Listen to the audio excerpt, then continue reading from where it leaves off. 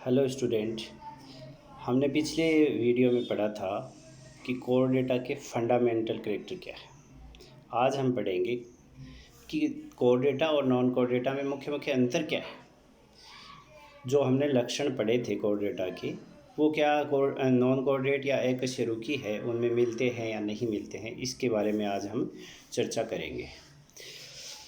तो मुख्य जो लक्षण हैं वो हम 5 मानते हैं। इसके अलावा और भी लक्षण हैं जिनका हम आगे अध्ययन करेंगे। उन पांचों में पहला लक्षण जो है, कोऑर्डिनेट्स में पृष्ठ रज्जु उपस्थित होती है, मतलब नोटोकॉर्ड है वो पृष्ठ की तरफ उपस्थित है, जबकि जो नॉन कोऑर्डिनेट हैं उनमें नोटोकॉर्ड अनुपस्थित होती है। दूसरा मुख्य लक्षण होता है कि केंद्रीय तंत्रिका तंत्र है वो पृष्ठीय होता है और खोखला तथा एकल होता है, जबकि नॉन कोऑर्डिनेट्स के अंदर केंद्रीय तंत्रिका तंत्र वेंट्रल स्थिति में होता है, शरीर के वेंट्रल स्थिति में है और ठोस और दोहरा है। इसमें गेंगलिया भी उपस्थित है, लेकिन जो कोऑर्डिनेट्स हैं उनके तंत्रिका तंत्र में गेंगलिया नहीं पाए जाते। तीसरा अंतर है, जीवन की किसी न किसी अवस्था में क्लोम दरारें गिल स्लिट्स पाए जाते हैं, जबकि नॉन कोऑर्डिनेट्स में ये क्लोम दरारें अनुपस्थित होती है। चौथा लक्षण आता है, हृदय अधर भाग में स्थित होता है। कोऑर्डिनेट्स के अंदर हृदय अधर भाग में है, जबकि नॉन कोऑर्डिनेट्स में हृदय पृष्ठ भाग में है। पांचवा जो मुख्य लक्षण है वो आता है, इसमें गुदा के पीछे पुच्छ उपस्थित होना। पोस्ट एनल टेल है वो कोऑर्डिनेट्स में मिलती है, जबकि नॉन कोऑर्डिनेट्स में जो गुदा है वो शरीर के पश्च भाग में मिलेगी या उसके पीछे पुच्छ नहीं मिलेगी, तो इसमें पुच्छ है वो अनुपस्थित होती है। अब इनके अंतर के साथ साथ इनमें समानता भी है। ऐसे भी लक्षण हैं जो दोनों कोऑर्डिनेट्स और जो नॉन कोऑर्डिनेट्स हैं दोनों के अंदर समान है, जिनमें पहला लक्षण आता है इनका एक्शियन है। एक्शियन सिस्टम मतलब है कि इनके शरीर के अंदर एक ध्रुवीय अक्ष है, जिसमें अग्रशिरा है वो शीर्ष प्रदेश है और सिर में है विभेदित है, जो कि चलते समय आगे की ओर रहता है, और जो पीछे का सिरा है वो पुच्छ बनाता है। ये नॉन कोऑर्डिनेट्स और कोऑर्डिनेट्स दोनों के अंदर ऐसा ही होता है। शरीर के इस अनुदैर्ध्य अक्ष को सिर से पुच्छ तक जाना जाता है और इसे कहते हैं अग्र पश्च अक्ष कहा जाता है। अगला जो आता है वो है कि ध्रुवीय और अक्षीय संगठन दोनों समूह में वस्तुतः समजात नहीं होते हैं। जैसे दोनों समूह का सिर समजात नहीं है, क्योंकि अधिकतर नॉन कोऑर्डिनेट्स में ब्लास्टोपोर है उससे मुख का निर्माण होता है, और जब ब्लास्टोपोर से मुख बनता है तो ऐसे जंतु प्रोटोस्टोमिया कहलाते हैं, जबकि जब ब्लास्टोपोर से जब गुदा का निर्माण होता है जो कि कोऑर्डिनेट्स में होता है, उन्हें ड्यूटेरोस्टोम्स कहते हैं या ड्यूटेरोस्टोमिया कहा जाता है। दूसरा जो समान लक्षण आता है वो है द्विपार्श्व सममिति। द्विपार्श्व सममिति क्या होती है कि किसी जंतु के दाएं या बाएं जो पार्श्व हैं वो एक दूसरे के ठीक दर्पण प्रतिबिंब होते हैं। ऐसी सममिति कुछ नॉन कोऑर्डिनेट्स में भी मिलती है, जैसे एनेलिडा, आर्थ्रोपोडा में, जबकि कोऑर्डिनेट्स में ये सभी जंतुओं में पाई जाती है। तीसरा जो समान लक्षण आता है वो ट्रिप्लोब्लास्टिक की अवस्था है या त्रिकोर की अवस्था है। किसी भी जंतु के अंदर जब डेवलपमेंट होता है तो उसके अंदर 3 स्तर बनते हैं, एक्टोडर्म, मीजोडर्म और एंडोडर्म। ये एक्टोडर्म, मीजोडर्म और एंडोडर्म का बनना कोऑर्डिनेट्स और नॉन कोऑर्डिनेट्स दोनों ही जीवों में पाया जाता है। इसके अलावा ब्रेंकियोपोड्स हैं, इकाइनोडर्मेट्स हैं, ब्रेंकियोस्टोम और अन्य कोई आंत्रगोइक एंटेरोसिलोमेट जंतु हैं, उनका मीजोडर्म है उससे गैस्ट्रोला की जो आध्यात्र है उससे पार्श्वीय उभारों से ये जो स्तर हैं ये बनते हैं। चौथा जो मुख्य आता है इनमें आता है सीलोम का। सीलोम क्या होती है? आहार नाल और देह भित्ति के मध्य की जो गुहा है वो सीलोम कहलाती है, और इनमें नॉन कॉर्डेट्स और कॉर्डेट्स दोनों में सीलोम पाई जाती है। अब हो सकता है वो सीलोम किस टाइप की हो, जैसे एनेलिड्स, मोलस्क, आर्थ्रोपोड, और उच्च कशेरुकियों में तो ये है साइजोसिलिक या दीर्ण गुहा होती है, जबकि तथा मध्य चर्म या पटों के विपाटन से उत्पन्न होगी ये, जिसका जो उद्भव है वो ब्लास्टोपोर रीजन से होता है। जबकि इकाइनोडर्मेट, ब्रेंकियोपोड, ब्रेंकियोस्टोमा में यह एंटेरोसिलोमेट होती है तथा इस आर्केडेंड्रॉन से एक रेखीय श्रेणी में निकले खोखले बाह्य उभार या कोष्ठों के मिलने से यह विकसित होती है। ये सिलोम इस प्रकार से बनती है। पांचवा जो लक्षण है वो विखंडावस्था का है, सेगमेंटेशन का। सेगमेंटेशन में क्या है कि यह इसमें शरीर एक रेखीय श्रेणी के एक समान शरीर खंडों का बना होता है और उन खंडों को विखंड या सोमाइड्स या कायखंड कहते हैं। और विखंडावस्था 3 संघों में पाई जाती है, वो है एनेलिडा, आर्थ्रोपोडा और कॉर्डेटा। इन विखंडावस्था के आधार पर ही अपने अन्य और भी प्रकार देखते हैं। जैसे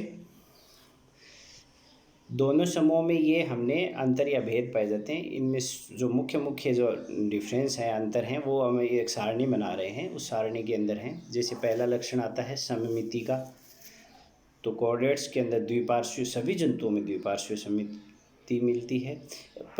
दायां और बायां पार्श्व है वो समान मिलते हैं, जबकि नॉन कॉर्डेट्स के अंदर अरीय प्रकार की रेडियल, बाईरेडियल या द्विपार्श्वीय बाइलेटरल सममिति तीनों प्रकार की मिलती है। विखंडनावस्था की बात करें तो कॉर्डेट्स हैं, उनमें उनके जीवों का जो शरीर है वो मेटामेरिकली सेगमेंटेड होता है, मतलब यथार्थ विखंडावस्था होती है। वो शरीर के भीतर भी पटे पाया जाता है और अलग अलग खंड स्पष्ट दिखते हैं, जबकि नॉन कॉर्डेट्स के अंदर वास्तविक खंडन नहीं मिलता है, सुपरफिशियल सतही खंडन मिलता है। तीसरा आता है पोस्ट एनल टेल का, गुद्यपश्च पुच्छ है वो कॉर्डेट्स के अंदर उपस्थित है, नॉन कॉर्डेट्स में नहीं मिलती।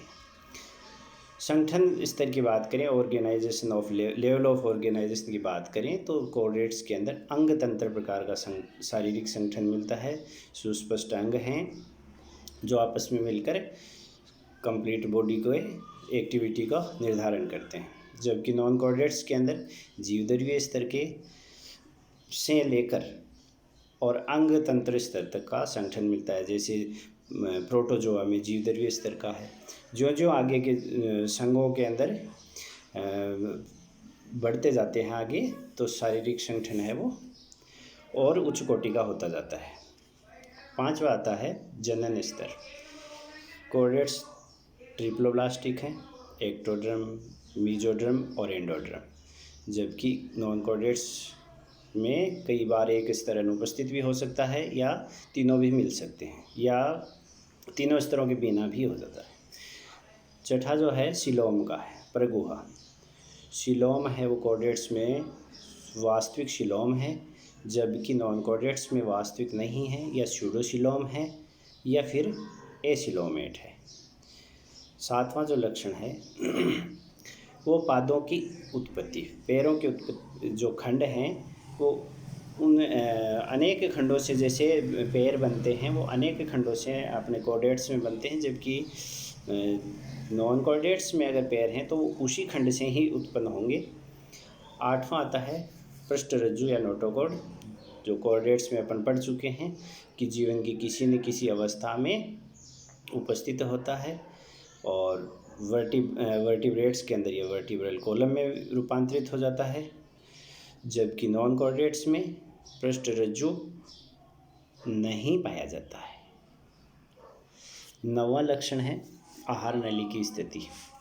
आहार नली है वो कॉर्डेट्स में तंत्रिका रज्जु के से अधर तल पर होती है, जबकि नॉन कॉर्डेट्स में तंत्रिका रज्जु के पृष्ठ तल पर मिलती है। 10वां ग्रसनी क्लोम दरारें हैं, फेरिंजियल गिल स्लिट हैं, वो कॉर्डेट्स में जीवन की किसी न किसी अवस्था में ज़रूर मिलती हैं, जबकि नॉन कॉर्डेट्स में ये नहीं पाई जाती हैं। 11वां लक्षण गुदा का है, एनस का, जो कॉर्डेट्स में विभेदित होती है और अंतिम शरीर खंड से पूर्व ही खुलती है, मतलब पोस्ट एनल टेल पाई जाती है, जबकि इनमें नॉन कॉर्डेट्स के अंदर ये अंतिम खंड पर खुलेगी या फिर नहीं होती है। सर्कुलेटरी सिस्टम की बात करें, रुधिर संवहन तंत्र, तो कॉर्डेट्स में बंद प्रकार का है, नलियों में रक्त का प्रवाह होता है, जबकि नॉन कॉर्डेट्स में बंद भी होता है या खुला भी होता है, या रक्त परिसंचरण है वो अनुपस्थित भी मिलता है। हृदय जो है कॉर्डेट्स में अधर शरीर की अधर तल पर स्थित होता है, जबकि नॉन कॉर्डेट्स में पृष्ठ, पार्श्व में या फिर अनुपस्थित मिलता है। अगला लक्षण आता है डोर्सल ब्लड वेसल, पृष्ठ रुधिर वाहिनी। कॉर्डेट्स के अंदर रुधिर है वो आगे से पीछे की तरफ बहता है, जबकि नॉन कॉर्डेट्स में रुधिर पीछे से आगे की तरफ बहता है। अगला लक्षण आता है यकृत निवाहिका तंत्रिका, जो कॉर्डेट्स में उपस्थित है जबकि नॉन कॉर्डेट में नहीं पाया जाता है। हीमोग्लोबिन है वो कॉर्डेट के अंदर आरबीसी के अंदर स्थित होता है, जबकि नॉन कॉर्डेट में यह प्लाज्मा में घुला हुआ होता है या अनुपस्थित होता है। श्वसन की क्रिया है वो कॉर्डेट्स में क्लोम या फेफड़ों द्वारा होती है, जबकि नॉन कॉर्डेट्स में क्लोमों द्वारा या ट्रेकिया द्वारा पाई जाती है।